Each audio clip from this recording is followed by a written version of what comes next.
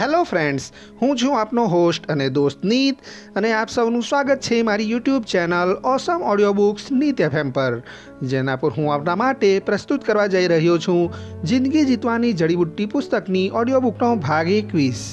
પરંતુ ઓડિયો બુકની શરૂઆત કરતાં પહેલાં નવા જોડાયેલા શ્રોતા મિત્રોને મારો ખાસ અનુરોધ છે કે જો તમારે જિંદગી જીતવાની જડીબુટ્ટી પુસ્તકની ઓડિયો બુકનો પૂરેપૂરો લાભ લેવો હોય તો આની અગાઉ રજૂ થયેલા પુસ્તકની ઓડિયો બુકના ભાગ 1 થી 20 અવશ્ય સાંભળી લેશો અને સાથે જ મારી ચેનલને સબસ્ક્રાઇબ કરી લેશો। તો શ્રોતા મિત્રો, આપનો વધુ સમય ન બગાડતા આપના માટે પ્રસ્તુત છે દાયકાઓથી સફળતા માટે વંચાતું એવું એકમાત્ર પુસ્તક જેની 5 કરોડ કરતાં વધુ નકલો વેચાઈ ચૂકી છે એવા જિંદગી જીતવાની જડીબુટ્ટી પુસ્તકના વિભાગ 3 લોકોને તમારા વિચારના બનાવવાના 12 માર્ગોમાં પ્રકરણ 4 દિલ જીતવાનો જાદુની ઓડિયો બુકનો ભાગ 2।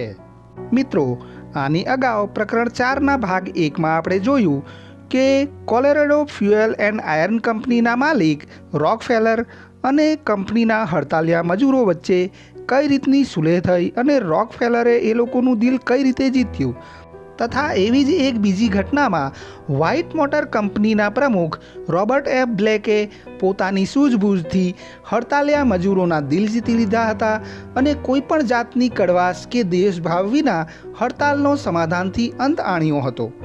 હવે આગળ ડેનિયલ વેબસ્ટર નામના વકીલ ખૂબ જ દયાળુ અને ભગવાન જેવા માણસ માનવામાં આવતા હતા, પરંતુ તેઓ તેમની સખત દલીલો પણ મૈત્રીપૂર્ણ વાક્યો સાથે જ કરતા હતા, જેમ કે એ વિશે તો જ્યુરી જાતે જ વિચારશે, કદાચ આ મુદ્દા પર વિચાર કરવો ઠીક રહેશે, મને ખાતરી છે કે તમે આ કેટલીક મહત્ત્વની બાબતો ભૂલી નહીં જાઓ, અથવા તો તમે માનવતાની દ્રષ્ટિએ તમે આ હકીકતોને વધારે સારી રીતે સમજી શકો છો, વગેરે વગેરે।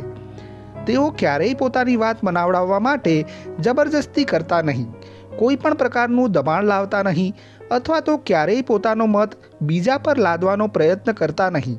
વેબસ્ટર હંમેશા નરમ, શાંત અને મૈત્રીપૂર્ણ વલણ દાખવતા અને તેમના આ સ્વભાવના કારણે જ તેઓ પ્રખ્યાત વકીલ બન્યા હતા। તમારે ક્યારેય હડતાલનું સમાધાન કરાવવાનું કે જ્યુરીને સંબોધવાનું નહીં આવે, પરંતુ તમે તમારા મકાન માલિક પાસે તમારું ભાડું ઘટાડવાને આતુર હો તે બનવા જોગ છે। એ કામમાં આ પદ્ધતિ કારગત લાગશે ખરી? આવો જોઈએ। O.L. સ્ટ્રોબ ઇજનેર હતા। તેઓ તેમના ઘરનું ભાડું ઓછું કરાવવા ઈચ્છતા હતા, પરંતુ સાથે સાથે તેઓ એ પણ જાણતા હતા કે તેમના મકાન માલિક ખૂબ જ નિષ્ઠુર છે। શ્રીમાન સ્ટ્રોબે અમારા વર્ગમાં પોતાના અનુભવોમાં જણાવ્યું કે મેં તેમને પત્ર લખીને કહ્યું કે જે દિવસે મારી લીઝ પૂરી થાય છે તે દિવસે હું મકાન ખાલી કરી આપીશ। ખરેખર તો મારી મકાન ખાલી કરવાની કોઈ ઈચ્છા ન હતી। જો તેઓ ભાડું ઘટાડે તો મારે તે જ મકાનમાં રહેવાની ઈચ્છા હતી, પણ તેમાં સફળતા મળવાના કોઈ એંધાણ દેખાતા ન હતા, કારણ કે અન્ય ભાડુઆતો પણ આ અંગે ઘણા પ્રયત્નો કરી ચૂક્યા હતા, પરંતુ તે દરેકને નિષ્ફળતા જ મળી હતી। બધાએ મને કહ્યું કે મકાન માલિક સાથે વાટાઘાટો કરવી ખૂબ જ મુશ્કેલ છે, પરંતુ ત્યારે મેં મારી જાતને કહ્યું કે હું લોકો સાથે કેવી રીતે વ્યવહાર કરવો તેના પાઠ શીખી રહ્યો છું, તો ચાલો તેનો ઉપયોગ અહીં કરી જોઉં અને જોઈએ કે તેમાં સફળ થવાય છે કે નહીં। મારો પત્ર મારા મકાન માલિકને મળતાની સાથે જ તેઓ અને તેમના સેક્રેટરી મને મળવા આવ્યા। મેં દરવાજા પર તેમને ખૂબ જ મૈત્રી ભાવે આવકાર્યા। મેં તેમની સાથે ઉત્સાહપૂર્વક વાતો કરવાની શરૂ કરી દીધી। ભાડું ખૂબ જ વધારે છે તેવી કોઈ વાત મેં શરૂઆતમાં કરી નહીં, પરંતુ તેની જગ્યાએ મેં પ્રામાણિકતાથી મકાનની કદર કરતા વખાણ શરૂ કર્યા।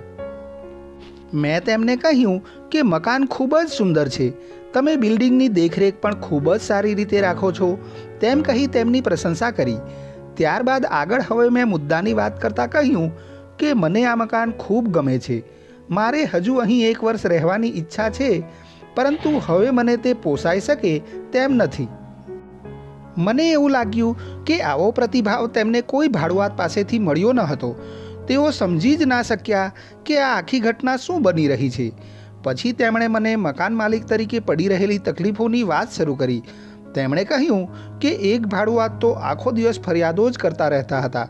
તેમણે મને ફરિયાદો કરતા 14 પત્રો લખ્યા હતા, જેમાંના કેટલાક તો ખૂબ જ અપમાનજનક ભાષામાં લખ્યા હતા। બીજા એક ભાડુઆતે મને ધમકી આપી હતી કે જો હું ઉપરના મકાનમાં રહેતા ભાડુઆતના નસકોરા બંધ નહીં કરાવું તો તે મારી લીઝ તોડી નાખશે અને ઘર ખાલી કરી દેશે. પરંતુ આજે મને ખરેખર આનંદ થયો કે મને તમારા જેવા સંતુષ્ટ ભાડુઆત પણ મળ્યા છે. પછી મારા કશું કહ્યા વગર જ તેમણે મને ભાડાની રકમમાં ઘટાડો કરી આપ્યો.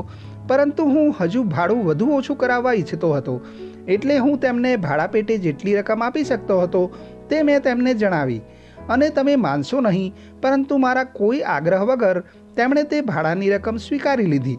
પાછા જતી વખતે તેમણે મને પૂછ્યું કે હું તમારા માટે મકાનમાં અન્ય કોઈ સુવિધા કે સુશોભન કરાવી આપું. મેં પણ જો અન્ય ભાડુઆતની પદ્ધતિનો ઉપયોગ કરીને ભાડું ઓછું કરાવવાના પ્રયત્ન કર્યા હોત તો મને ખાતરી છે કે તેમના જેવી જ નિષ્ફળતા મને પણ મળી હોત. મારા મૈત્રીપૂર્ણ અને સહાનુભૂતિવાળા સ્વભાવને કારણે જ હું જીત મેળવી શક્યો હતો. એક બીજો દાખલો લઈએ. આ વખતે લોંગ આઇલેન્ડના ગાર્ડન સિટીના પોશ એરિયામાં રહેતા મિસિસ ડોરોથી ડેનો દાખલો લઈશું. તેમણે મારા વર્ગમાં કહ્યું, થોડા વખત પર મારા થોડાક મિત્રોને મેં લંચ આપ્યું હતું. મિસિસ ડેએ કહ્યું હતું, મારા માટે એ અગત્યનો પ્રસંગ હતો. કુદરતી રીતે જ બધું હેમખેમ પાર પડે તે જોવા માટે હું આતુર હતી. આવી બાબતમાં હંમેશા એમિલ નામનો હોટલવાળો મારો મદદગાર હોય છે, પણ આ વખતે તેણે મને દગો દીધો.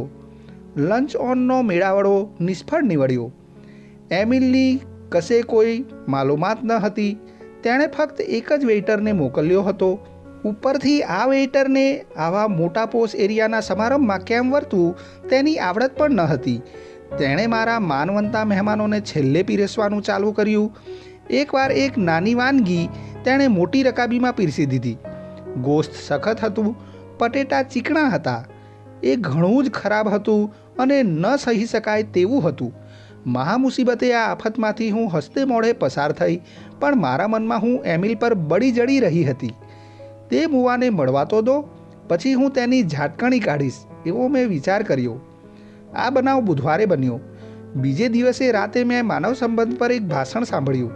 તે સાંભળતા મને લાગ્યું કે એમિલની ઝાટકણી કાઢવામાં કોઈ સાર નથી. તેમ કરવાથી તે ચીડાશે. ભવિષ્યમાં મને મદદ કરવાની તેની ઈચ્છા મરી જશે. મેં તેના દ્રષ્ટિબિંદુથી જોવાની કોશિશ કરી હતી. ખોરાકની ખરીદી તેણે કરી ન હતી. ભોજન તેણે રાંધ્યું ન હતું. તેનો કોઈ વેઇટર મૂંગો હતો, તેમાં તેનો વાંક ન હતો. કદાચ હું અવિચારીપણે ઉતાવળથી તેના પર ગુસ્સે થતી હોઈશ, એટલે તેની ઝાટકણી કાઢવાને બદલે મેં નરમાશથી કામ લેવાનો નિર્ણય કર્યો અને તેમાં મને ફતેહ મળી. બીજે દિવસે હું એમિલને મળી ત્યારે તે પોતાના બચાવ માટે લડવાને તૈયાર થઈ રહ્યો હતો. મેં તેને કહ્યું, આમ જો એમિલ, હું જ્યારે મિજબાની આપું ત્યારે તારી હાજરીને હું ઘણી જ અગત્યની લેખું છું. આખા ન્યૂયોર્કમાં તારા જેવો કોઈ નથી.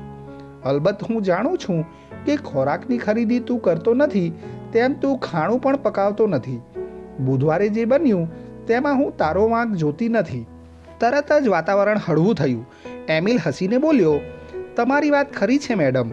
બધી મોકાણ રાંધણીની હતી, તેમાં મારો કોઈ વાંક ન હતો. મેં વાત આગળ ચલાવી, એમિલ, મેં બીજી પાર્ટીની યોજના કરી છે અને મને તારી સલાહની જરૂર છે. આપણે કિચનને બીજો ચાન્સ આપીએ, એ તને યોગ્ય લાગે છે? જરૂર જરૂર મેડમ. હવે પછી એવું કદી ફરી બનશે નહીં. બીજે અઠવાડિયે મેં બીજી લંચની મિજબાની આપી.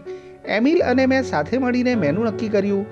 મેં તેની અડધી ટીપ કાપી નાખી, પણ તેણે કોઈ ફરિયાદ નહીં કરી અને મેં પણ ભૂતકાળની ભૂલો બાબત કોઈ ઇશારો ન કર્યો.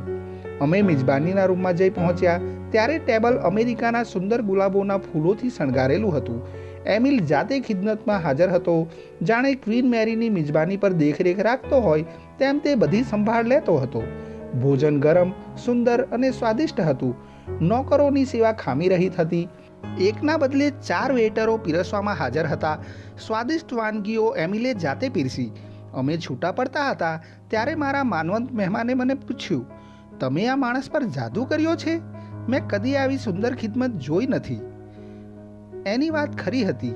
મેં મિત્રતાની ભાવના અને ખરા જીગરની પ્રશંસાથી એમિલને વશ કરી લીધો હતો. શ્રોતા મિત્રો, મેં અગાઉના ભાગમાં કહ્યું હતું તેમ આ પ્રકરણ 4 ખૂબ લાંબુ હોવાથી પ્રકરણ 4નો ભાગ 2 હું અત્રે પૂર્ણ કરું છું. અને ફરી જલ્દીથી આપના માટે જિંદગી જીતવાની જડીબુટ્ટી પુસ્તકના વિભાગ 3ના પ્રકરણ 4 દિલ જીતવાનો જાદુનો ભાગ 3 હું આપના માટે ઓડિયો બુક સ્વરૂપે રજૂ કરીશ. શ્રોતા મિત્રો, તમને જો મારી આ ઓડિયો બુક પસંદ આવી હોય તો એને લાઈક કરશો, શેર કરશો. તો જલ્દીથી આપણે મળીશું જિંદગી જીતવાની જડીબુટ્ટી પુસ્તકની ઓડિયો બુકના ભાગ 22 સાથે. તો સબસ્ક્રાઇબનું બટન દબાવવાનું ના ભૂલશો. આપના સારા સ્વાસ્થ્યની કામના સ સ્વસ્થ રહો, મસ્ત રહો. જય ભારત, જય હિન્દ, અસ્તુ.